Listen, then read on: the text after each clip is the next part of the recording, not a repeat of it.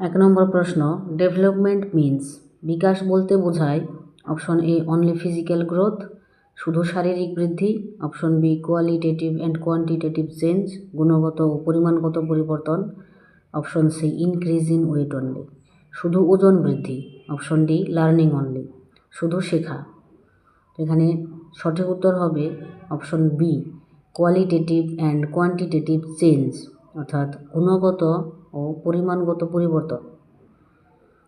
2 নম্বর প্রশ্ন, child development mainly studies শিশু বিকাশ প্রধানত অধ্যয়ন করে, অপশন এ অ্যাডাল্টস অনলি, শুধু প্রাপ্তবয়স্ক, option B children's growth and behaviour, শিশুর বৃদ্ধি ও আচরণ, অপশন সি অ্যানিম্যালস প্রাণী, অপশন ডি সোসাইটি অনলি, শুধু সমাজ।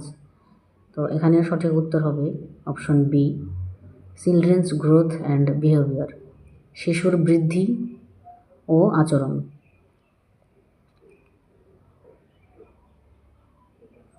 3 নম্বর প্রশ্ন, which stage comes after infancy, অর্থাৎ শৈশবের পরে কোন স্তর আসে, অপশন এ অ্যাডোলেসেন্স কৈশোর, অপশন বি চাইল্ডহুড বাল্যকাল, অপশন সি ওল্ড এজ বার্ধক্য, অপশন ডি অ্যাডাল্টহুড প্রাপ্তবয়স্ক।